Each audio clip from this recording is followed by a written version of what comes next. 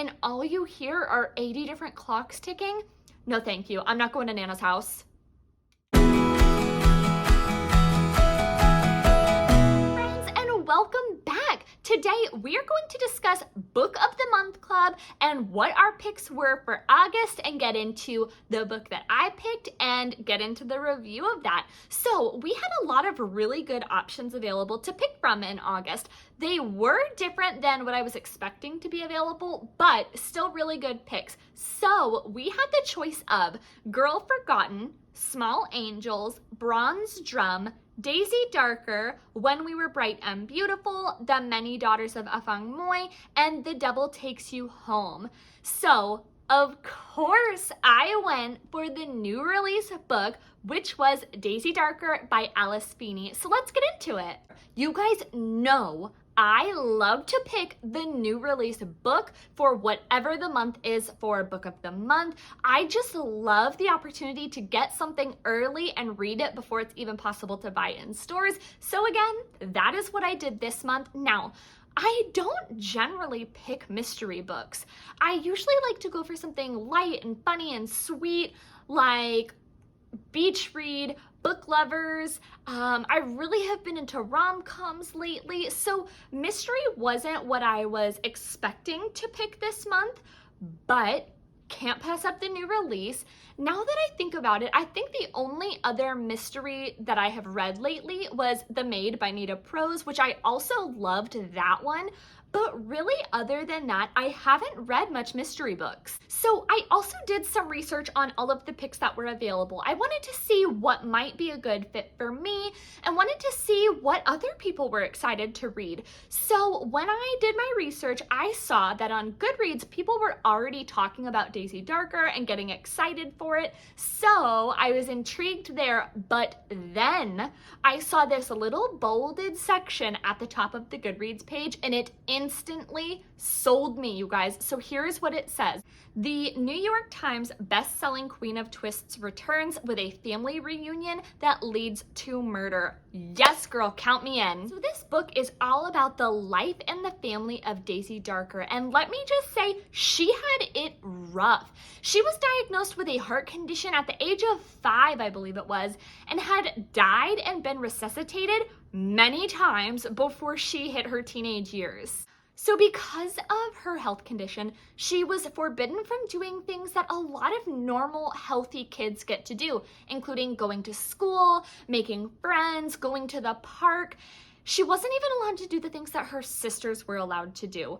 Really, the only thing that she was allowed to do was read books. So she read a ton of books. And in the book, she describes reading as her way of an escape. Now, that is a girl after my own heart. I guarantee a lot of you can relate to that, because if you like books and if you're on this channel, you probably do this too. While Daisy wasn't allowed to do the things that other kids get to do, there was another thing, one thing that she was allowed to do with her sisters, and that was summer trips visiting Nana's house. So Nana lives on an island, and she has this beautiful home that they refer to, or it's called Sea Glass. Now, the really interesting thing about Sea Glass is it can only be accessed during low tide. So during high tide, no one can go in or leave Sea Glass.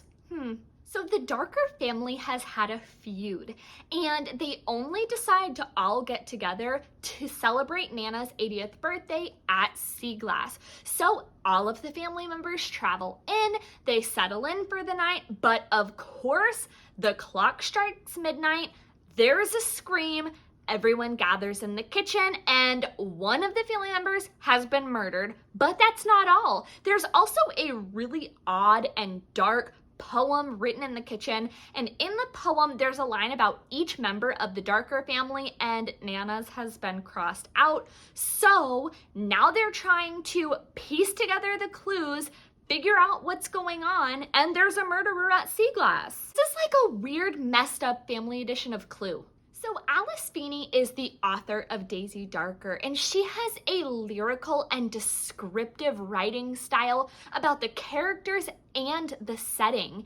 So there were a lot of inclusions to the characters and the setting and just for the story that I really, really enjoyed. Now, a fun fact is that Nana is obsessed with clocks, and not just clocks. She's obsessed with having a clock for every year of her life. She's turning 80. She has 80 various clocks in her home along one wall. Now let's think about that for a minute. Could you imagine? I would have to assume they're probably not all timed perfectly at the same time. So you would just hear clicking as you're walking by this hallway or down this hallway, clicking at different intervals. I'm sure they go off a few seconds of each other. I think that might actually drive me insane. And then think about that from a visitor perspective. So what about if you're in a guest room and all you hear are 80 different clocks ticking? No, thank you. I'm not going to Nana's house.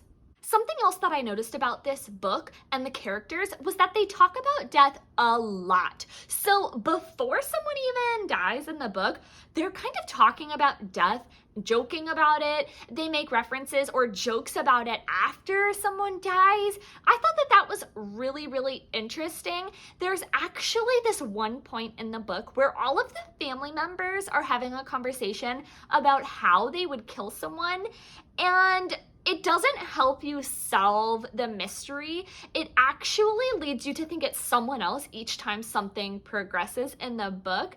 But I felt like that was really fun and I really enjoyed that. Oh my gosh, you guys. There was something else that I really loved about this book. I'm gonna include a picture for you, but at the very beginning of the book, there's actually a map of sea glass. Now, I loved that. Actually, throughout the book and as certain events were happening, I referred back to the map. I wanted to see where exactly in the layout things were going on. So I need someone to tell me, is that typical for mystery books? Like I said, I'm not super familiar with mysteries or thrillers, so I'm not sure if that's the norm, but I really loved that. This book was a 4.5-star book for me.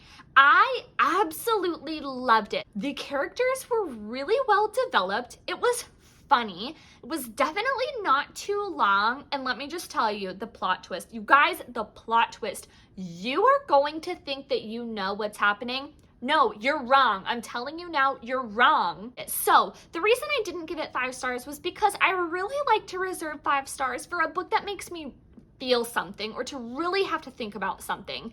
So books that bring up a lot of feelings is what I really like to give 5 stars. So this one's 4.5 stars, still a fantastic book. What I really appreciated about this book was the fact that the author didn't feel the need to make this an overly gory or violent book. That's just not really what I like. I don't like overly gory movies or books. So I appreciate that this was a fantastic mystery without those pieces. So if you are anything like me and don't really care about gore and violence but want a good mystery, this is a really good pick for you. And I need you guys to comment down below. Let me know your thoughts on the plot twist because I was shocked. I need to talk to you about this. So again, I was able to get early access to this book through Book of the Month Club. I've included a link down below in the case that you're interested in joining and getting some new books with them.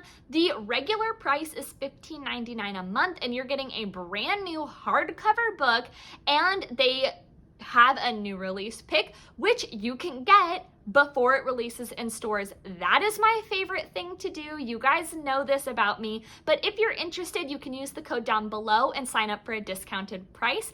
And of course, I've also linked to Goodreads down below where you can connect with me there to see what my up-to-date reviews are and see what I'm currently reading. Thank you all so much. I'll see you in the next one. Bye.